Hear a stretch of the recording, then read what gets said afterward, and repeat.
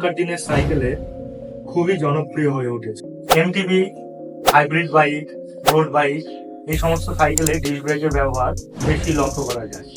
যদি তোমার ব্যবহার করা সাইকেলে ডিস্ক ব্রেকের প্যাড সংক্রান্ত কোনো সমস্যা থাকে তাহলে এই ভিডিওটা তোমাদের জন্য। হাইড্রোলিক ডিস্ক ব্রেকের প্যাড কিভাবে চেঞ্জ করতে হয় আজকের ভিডিওতে আমি সেটাই জানাবো।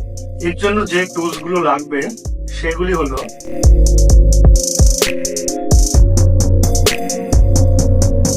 এই ভিডিওতে শিমানো MT201 ডিস্ক ব্রেকের প্যাড রিপ্লেসমেন্ট দেখাবো। সবার আগে ডিস্ক ব্রেকের রিজার্ভারটাকে ওকে লুজ করে সমান্তরাল রাখতে হবে। ব্যাস, এটাকে লুজ করে দিয়েছি। সমান করে এটাকে আবার টাইট দিয়ে রাখবো। ফ্লুইড রিজার্ভারের যে স্ক্রুটা আছে আমি এটাকে খুলে নেবো, এবং এটা কিন্তু খুলতে গেলে খুব সাবধানে খুলতে হবে, কারণ এর ভেতরে একটা ওয়াশার আছে। এটা সহ আমি খুলে নেব।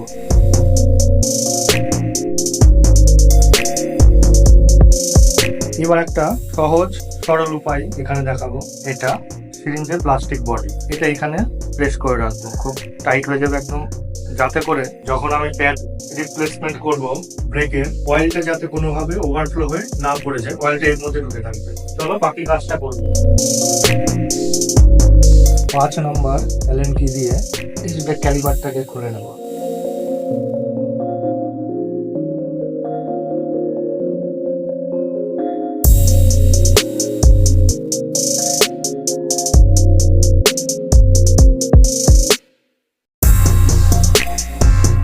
ক্যালিপারটাকে খুব সাবধানে বের করতে হবে।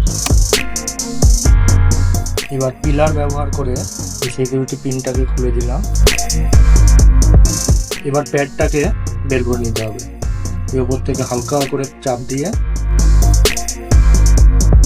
এবার টায়ার লিভারটা ইউজ করে এই যে প্লাস্টিক রাবার ফিনিশ যেটা, এটাকে একটুখানি চেপে দেখতে হবে ঠিকঠাক আছে। এখন কিন্তু ভুল করেও তোমরা কেউ ব্রেকে টাচ করবে, তাহলে কি হবে, অয়েলের প্রেসার পড়ে এখান থেকে অয়েল সিলটা খুলে যেতে পারে। এভাবে এখন থাকবে।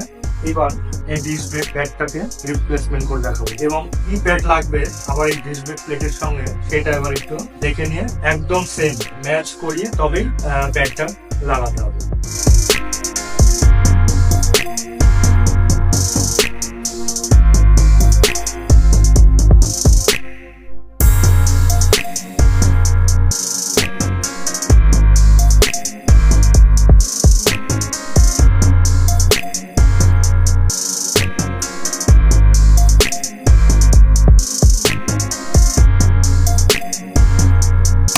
প্যাডটার ডিস্টেন্স মোটামুটি ঠিকই আছে, তবে একটুখানি প্রেশার দিয়ে দিচ্ছি যাতে পুরোটা ওপেন হয়ে যায়।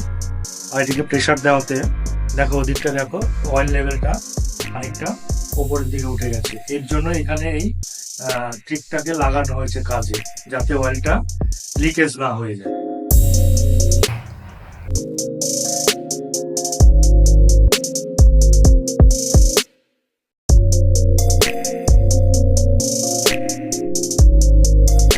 আমি নাটটাকে ফুল টাইট দিলাম না।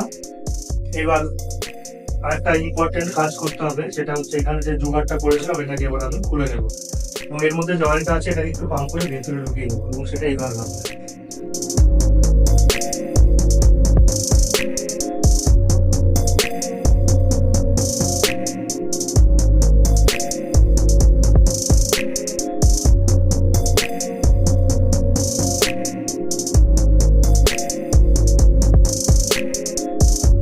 এবার ক্যালিপারটাকে ফাইনালি অ্যাডজাস্ট করে নেব।